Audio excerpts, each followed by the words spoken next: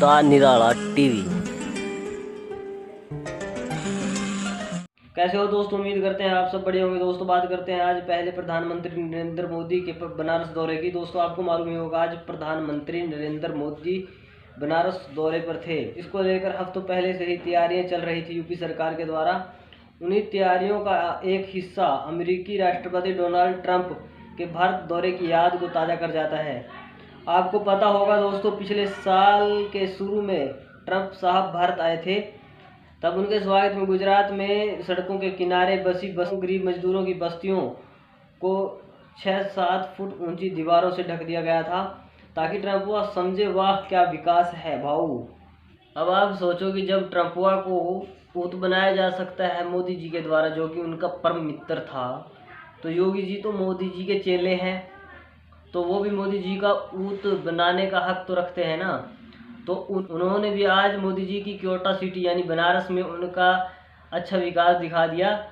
सड़कों के किनारे सफ़ेद रंग के पर्दे ढक दिए, ताकि मोदी जी को लगे कि हम वाकई विकसित क्योटा सिटी में घूम रहे हैं।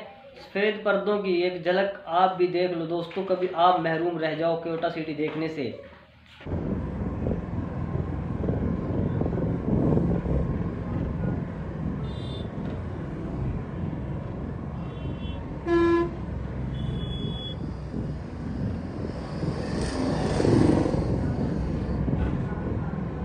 और दोस्तों दूसरी खबर ममता बनर्जी को लेकर है। पश्चिम बंगाल की सीएम ममता बनर्जी ने एक बार फिर से मोदी सरकार पर जमकर निशाना साधा। प्रेस कॉन्फ्रेंस के दौरान उन्होंने उपचुनाव, कोरोना, पीएम मोदी की टिप्पणी आदि पर खुलकर बयान दिया।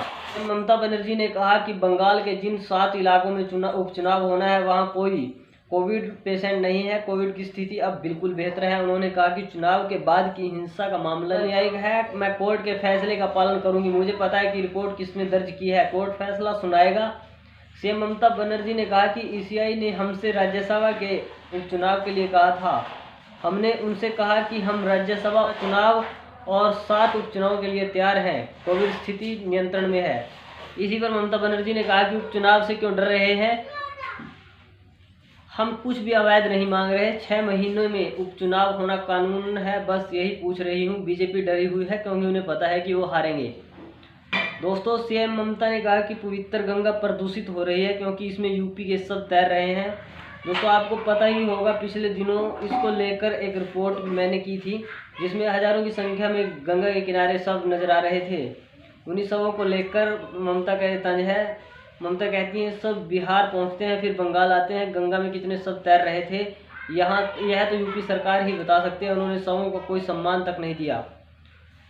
फिर उन्होंने प्रधानमंत्री नरेंद्र मोदी के भाषण पर कहा कि उन्हें पता है कि यूपी में क्या चल रहा है। सीबीआई, ईडी ने उन्हें कितने कमीशन भेजे हैं। हाथरस से उन्नाव तक पत्रकारों को नहीं बख्शा गया। बड़े झूठे की तरह बोल रहे हैं, क्षमा करें, झूठा असंसदीय है, यूपी कानून से बाहर है। आगे ममता बनर्जी ने कहा कि यूपी में पीएम मोदी जो कह रहे हैं वह राजनीतिक रूप से पूर्वाग्रह है। मैं यास फंड के लिए और भीख नहीं मांग सकती। दिल्ली दौरे को लेकर सीएम ममता बनर्जी ने कहा कि मैं पहले कोविड के कारण दिल्ली नहीं जा सकी थी। मैं आमतौर पर संसद सत्र के दौरान नेताओं से मिलने जाती हूं। मैं पीएम और राष्ट्रपति से मिलने का समय मांगूंगी। फिलहाल दिल्ली जाने का कोई समय निश्चित नहीं है। दोस्तों आपको बता दें, मोदी जी के इस दौरे के दौरान वाराणसी की जनता के लिए कई परियोजनाओं का उद्घाटन और शिलान्यास किया, जो कि पहले भी कई बार कर चुके हैं। इसके लिए उन्होंने बनारस हिंदू विश्वविद्यालय में जनसभा की, लेकिन इस दौरान उन्हें सुनने आए कुछ लोगों को अंदर नहीं जाने दिया गया। खबरों के मुताबिक पीएम मोदी को सुनने के लिए बीएचयू आईआईटी मैदान पहुंचे कुछ लोगों ने काले कपड़े पहने हुए थे। उन्हें देखकर सुरक्षा कर्मियों ने उनकी काली शर्ट, टी शर्ट, काले मास्क सब उतरवा दिए। यहाँ तक कि राष्ट्रीय स्वयं सेवक संघ यानी आरएसएस के कार्यकर्ता की काली टोपी भी उतरवा ली गई। अरे भैया, जब बेइज्जती ही करानी थी तो कहीं और करा लेते। कम से कम अपने प्रिय पीएम की सभा में जाकर बेइज्जती करानी जरूरी थी। दोस्तों जिन लोगों के साथ ये घटनाएं हुई उनका कहना है कि मेरा नाम शिवम शर्मा है, अंदर ब्लैक मास्क का अलाउड नहीं, इसलिए रोक दिया। बोला कि हम आपको दूसरा मास्क दे रहे हैं, ब्लैक मास्क फेंक दीजिए। काला कपड़ा विरोध का प्रतीक है, इसलिए हटवाया गया। हालांकि देश के पीएम है तो इतना तो बनता है। वहीं जिस आरएसएस कार्यकर्ता की टोपी उतरवाई गई, उसने कहा मैं आरएसएस वाला हूँ, मेरी ब्लैक टोपी उतरवाई गई। सुरक्षा वाले कह रहे हैं कि ब्लैक चीज अंदर नहीं जानी चाहिए। कैप हटवा दी, जो राष्ट्रीय स्वयं सेवक संघ की कैप थी। वाह क्या बेइज्जती है। और दोस्तों पंजाब की खबर आपको बता दें, पंजाब कांग्रेस में नवजोत सिंह सिद्धू को अध्यक्ष बनाया जा सकता है। सूत्रों के मुताबिक इस विकल्प पर कांग्रेस नेतृत्व मन बना रहा है। सूत्रों के मुताबिक ऐसा हुआ तो हिंदू समुदाय और दलित समुदायों को भी नाराज नहीं करने के मकसद से एक दलित और एक हिंदू नेता को कार्यकारी अध्यक्ष भी बनाया जा सकता है। वो बता दें, बेरोजगारी का आलम किस कदर हावी है हिंदुस्तान में। अर्थव्यवस्था चरमरा चुकी है और बेरोजगारी अपनी चरम सीमा पर है। इसी बीच दोस्तों फर्जीवाड़ा भी खूब हो रहा है भर्ती कराने के नाम पर। दोस्तों आपको बता दें, दिल्ली पुलिस भर्ती परीक्षा के पास कराने के नाम पर हो रहे बड़े फर्जीवाड़े का खुलासा हुआ है। दोस्तों 27 लाख रुपए लेकर परीक्षा में धोखाधड़ी से पास कराने की कोशिश की जा रही थी। बात पकड़ में तब आई जब परीक्षकों को एक ही फोटो 3 एडमिट कार्ड्स पर मिली। इन दिनों दिल्ली पुलिस में कांस्टेबल की भर्ती के लिए प्रक्रिया चल रही है। दिसंबर 2020 में इसकी लिखित परीक्षा हुई थी। अब इसके फिजिकल होने हैं, लेकिन इससे पहले जब परीक्षा के आयोजकों ने अपने डेटाबेस में सारे अभ्यर्थियों के एडमिट कार्ड्स पर एक एक करके क्रॉस चेक करना शुरू किया तो धांधली सामने आई। 3 एडमिट कार्ड्स पर एक ही फोटो चिपकी नजर आई। यहाँ से शक हुआ कि कुछ तो गड़बड़ है।